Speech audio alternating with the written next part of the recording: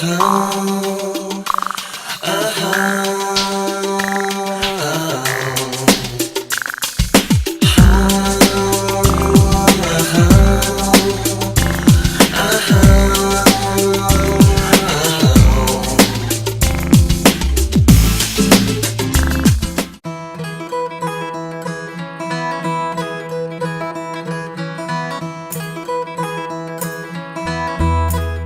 pour À Bon Port, nous sommes à nouveau à La Valette, à Malte, et nous dominons la waterfront de La Valette, le front de mer de La Valette, avec à mes côtés donc Conrad Bouradiar, qui est architecte et qui a rénové ce front de mer. Alors déjà quelques mots sur ce lieu qui est historique.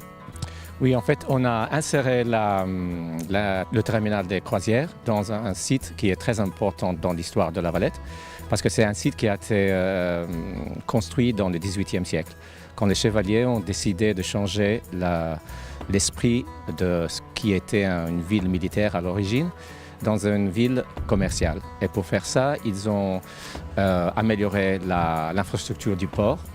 Ils se sont appropriés du terrain qui était vide entre la mer et les bastions, qui évidemment était un terrain qui n'était pas protégé, qui était fragile du point de vue de l'invasion turque, et qui a été construit dans le XVIIIe siècle avec des entrepôts avec un style baroque pour que les marchands qui faisaient escale à Malte entre un trajet de l'ouest de la Méditerranée jusqu'à l'Orient, pour qu'ils puissent laisser leurs matériaux, et le gouvernement, pour aider l'économie de la ville, prenait un impôt pour tout ce qui est resté ici dans les entrepôts. Aujourd'hui, vous avez réussi donc à concevoir un front de mer, waterfront, avec également le terminal de croisière.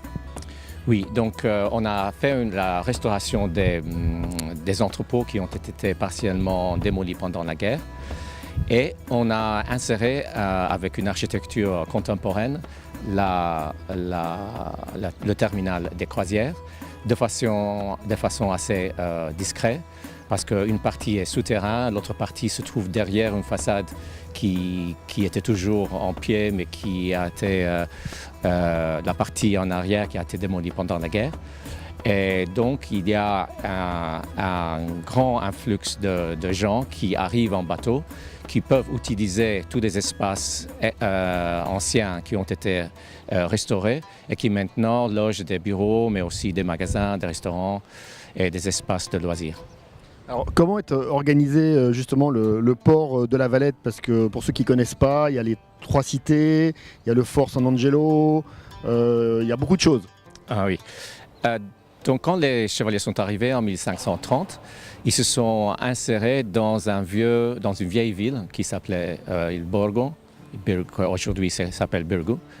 Mais après le grand siège de 1565, le grand maître, qui était français, provençal, La Valette, a décidé de construire une ville fortifiée. Et pour faire ça, il a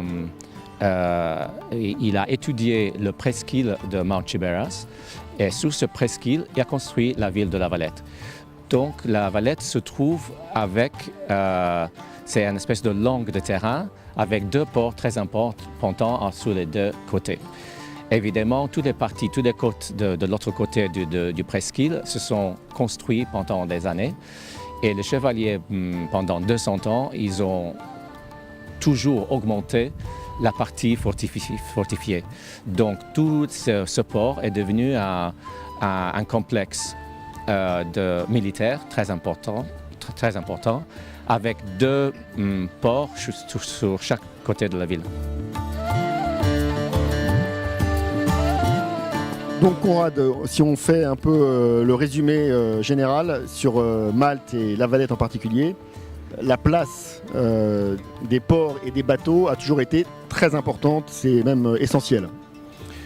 Oui, c'est la situation très stratégique de Malte qui a influencé son destin et son histoire. Les chevaliers sont venus à Malte après leur défaite en Rhodes, et ils ont converti l'île en une espèce de fortification contre le Turc dans le XVIe siècle. Et après, les Anglais ont utilisé Malte comme base militaire. Beaucoup des guerres, ce sont par exemple les guerres de la Crimée, tous les alliés, les Anglais, Français, en partant pour la Crimée en 1853, plus ou moins, ils sont venus à Malte avant de repartir pour la guerre. Et beaucoup des blessés sont revenus à Malte, qui est devenu aussi un centre très important médical.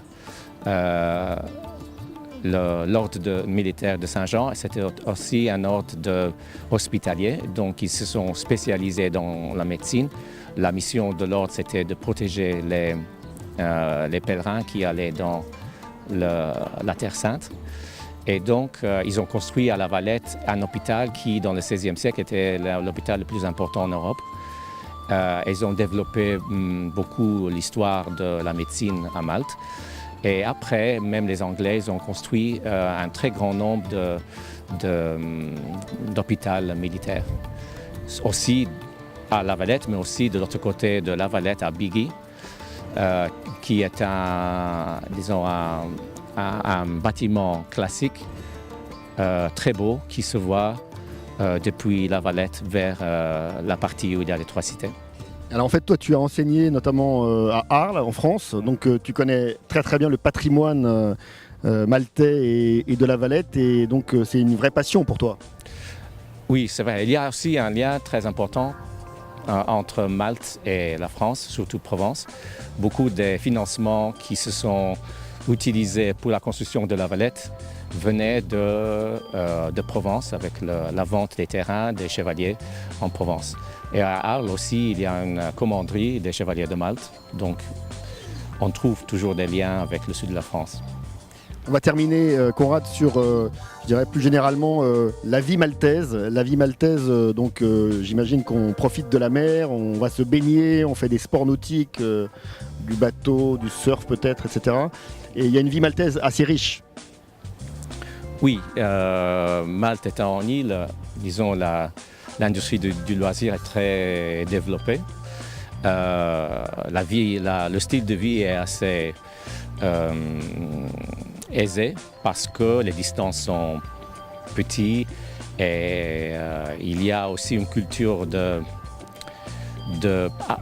grâce aussi au fait qu'il y a cette histoire médicale très importante. Il y a une espèce de caring, de recherche d'aider les autres. Donc c'est une communauté qui est assez bien consolidée et intègre. Et puis Malte sera donc prochainement la capitale de l'Europe, de la culture européenne en 2018. Ça, c'est une date aussi très importante pour l'île de Malte.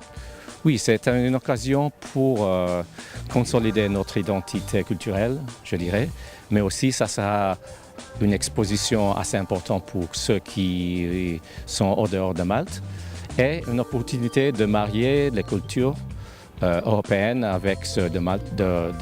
En fait, Malte, c'est une espèce de mélange entre diverses cultures. Le fait qu'on parle anglais, parce qu'on était une colonie anglaise, c'était très important pour nous, mais aussi les chevaliers faisaient partie de toutes les grandes familles de l'Europe, portugais, espagnol, français, anglais, etc. Et donc Malte a toujours vécu cette espèce de vie multiculturelle. Un grand merci, Conrad. Bravo. On se retrouve très vite pour À Bon Port pour de nouvelles aventures. Au revoir.